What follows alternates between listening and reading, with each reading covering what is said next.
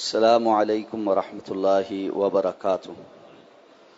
بسم اللہ الرحمن الرحیم۔ اللہم صل علی محمد وعلی آل محمد کما صلیت علی ابراہیم وعلی آل ابراہیم انک حمید مجید۔ اللہم بارک علی محمد وعلی آل محمد کما بارکت علی ابراہیم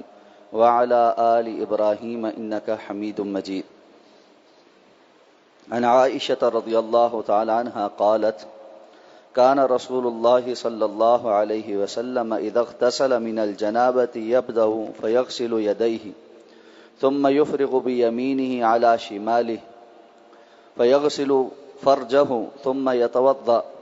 ثم يأخذ الماء فيدخل أصابعه في أصول الشعر ثم حفن على رأسه 3 حفنات ثم أفاض على سائر جسده ثم غسل رجليه متفق عليه واللفظ للمسلم ولهما من حديث ميمونة رضي الله تعالى عنها ثم أفرغ على فرجه وغسله بشماله ثم ضرب بها الأرض وفي رواية فمسحها بالتراب وفي آخره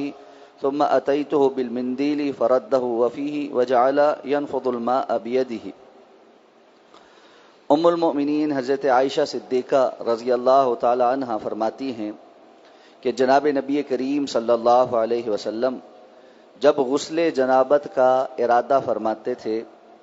تو پہلے اپنے دونوں ہاتھوں کو دھوتے،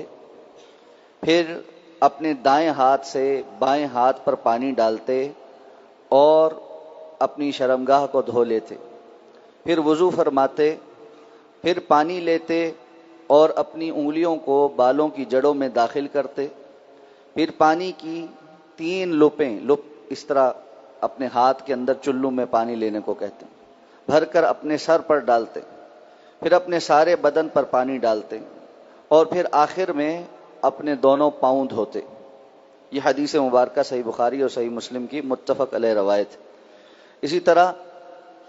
صحیح بخاری اور صحیح مسلم میں ہی حضرت میمونہ رضی اللہ تعالی عنہ کی بھی اس سے ملتی جلتی روایت ہے، جس میں آپ صلی اللہ علیہ وسلم کے استنجا کرنے کے بعد اپنے بائیں ہاتھ کو زمین پر مٹی کے ساتھ رگڑنے اور پھر دھونے کا تذکرہ بھی ہے۔ چونکہ اس دور میں صابن نہیں ہوتا تھا تو اس کے متبادل کے طور پہ آپ صلی اللہ علیہ وسلم مٹی کے ساتھ رگڑ کر اپنے ہاتھ کو زیادہ صاف کر لیتے تھے۔ جنابت کے غسل کے طریقے کے متعلق یہ حدیث مبارکہ ہے جو اس باب میں جو جنابت کے احکام و مسائل سے متعلق ہے ذکر ہو رہی ہے۔ معلوم ہے کہ یہ فرض غسل ہے، چونکہ اس کی وجہ جنابت ہے، وہ احتلام کی وجہ سے ہو یا ازدواجی تعلقات کی وجہ سے ہو، دونوں ہی صورتوں میں انسان جنبی ہوتا ہے اور اسے غسل جنابت کہتے ہیں۔ اگر کوئی شخص یہ غسل ٹھیک نہ کرے تو پھر اس کی باقی عبادتیں ٹھیک نہیں، جیسا کہ نماز پڑھنا، اس کے لیے شرط ہے، لازمی ہے کہ انسان نے جنابت سے غسل کیا ہو اور وہ غسل اس طریقے پر ہو جو رسول اللہ صلی اللہ علیہ وسلم نے بتلایا ہے۔ عموماً لوگ یہ سمجھتے ہیں کہ غسل کا مطلب یہ ہے کہ بس نہا لیا، جیسے کہ شاور کے نیچے کھڑے ہوئے سارے جسم کو گیلا کر لیا تو بس یہ غسل ہو گیا، تو اس سے مطلب یہ ہے کہ ہمارا غسل جنابت بھی ہو گیا، جبکہ فرض غسل اس کا طریقہ وہ ہے جو اس حدیث مبارکہ میں ذکر ہوا ہے۔ سب سے پہلے رسول اللہ صلی اللہ علیہ وسلم اپنے دونوں ہاتھوں کو دھوتے اور اس کے بعد استنجا فرماتے، تاکہ اگر کوئی منی کے قطرات یا دیگر کوئی چیزیں ارد گرد لگی ہیں، رطوبات وغیرہ، وہ اچھے طریقے سے دھل جائیں، صاف ہو جائیں۔ اس کے بعد آپ صلی اللہ علیہ وسلم اپنے بائیں ہاتھ کو ایک مرتبہ پھر دھوتے، اور معلوم ہے کہ فی زمانہ چونکہ صابن وغیرہ موجود ہے تو صابن کا استعمال زیادہ بہتر ہے اور اس سے صفائی اور طہارت زیادہ اچھے طریقے سے حاصل ہو جاتی۔ اس کے بعد آپ صلی اللہ علیہ وسلم وضو فرماتے، جیسے نماز کے لیے وضو کرتے ہیں، اور اس میں دوبارہ جو ہے وہ ہاتھ دھونے کے بعد کلی کرنا، ناک میں پانی چڑھانا، پھر چہرے کا دھونا، پھر دونوں جو ہاتھ ہیں وہ کوہنیوں تک پہلے دائیں اور پھر بائیں دھونا، اور اس کے بعد مسح کرنا، اور کانوں کا سر کا مسح کرنا اور کانوں کا مسح کرنا۔ بعض روایات میں اتنا تذکرہ ہے کہ آپ صلی اللہ علیہ وسلم کوہنیوں تک اپنے ہاتھوں کو دھونے کے بعد سر کا مسح فرمانے کے بجائے جو یہ 3 لک پانی کی ہے یہ لے کر سر پہ ڈالتے اور جڑوں کے اندر پانی کو اچھے طریقے سے بالوں کی پہنچاتے، اور اس کے بعد پھر سر کو گیلا کر کے جب وہ مکمل سر کے بال سارے جلد گیلی ہو جاتی تو پھر آپ صلی اللہ علیہ وسلم جسم پر پانی بہاتے، پہلے دائیں جانب اور پھر بائیں جانب۔ آپ صلی اللہ علیہ وسلم کی غسل کی ترتیب یہی ہے کہ پہلے دائیں اعضاء اور پھر بائیں اعضاء، اور پھر سب سے آخر میں آپ صلی اللہ علیہ وسلم پاؤں دھوتے۔ ایک اور روایت میں یہ الفاظ ہیں کہ اس جگہ سے ہٹ کر دوسرا جہاں پر غسل کیا اس سے تھوڑا ہٹ کر دوسری جگہ پر آپ پاؤں دھوتے، اور اس کی حکمت یہ ہے کہ ظاہر بات ہے وہاں اس وقت اس طرح واش رومز نہیں ہوتے تھے اور زمین بھی کچی ہوتی تھی، تو غسل کرنے کی وجہ سے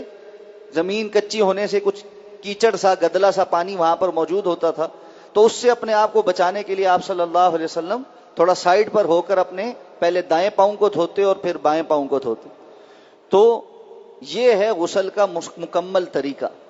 اس طریقے پر غسل کرنا چاہیے اور اسی ترتیب کے مطابق غسل کرنا چاہیے۔ اس ترتیب سے ہٹ کر صرف نہا لینا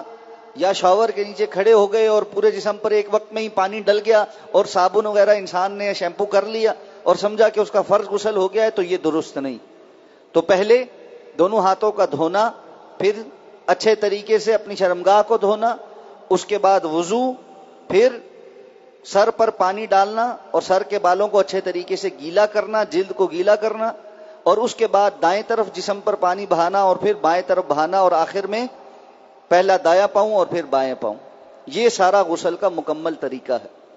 اس میں یہ بات ضرور ذہن میں رہنی چاہیے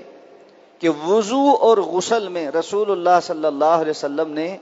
اس بات کی سخت وعید سنائی ہے کہ انسان کے جسم کا کوئی عضو خشک رہ جائے،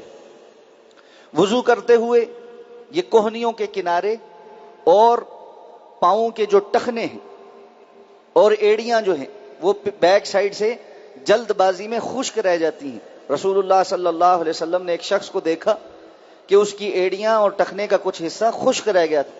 آپ صلی اللہ علیہ وسلم نے اس کو کہا کہ ویل للعقاب، ان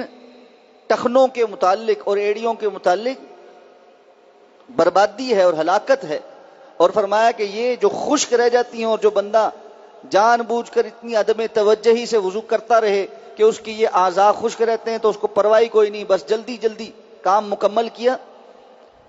تو ایسی ایڑیاں اور ایسے اعضاء جہنم کی آگ میں جلائے جائیں،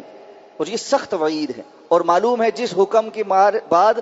اس کے نہ کرنے پر یا اس کو عدم توجہی کے ساتھ کرنے پر وعید آ جائے وہ گناہ کبیرہ ہوتا ہے۔ اس لیے اپنے اعضاء کو دھوتے ہوئے طہارت حاصل کرتے ہوئے اس بات کو یقینی بنایا جائے کہ اعضاء خشک نہ رہ جائیں، اور یہی معاملہ بالوں کا بھی ہے کہ بالوں کو خشک نہیں رہنا چاہیے۔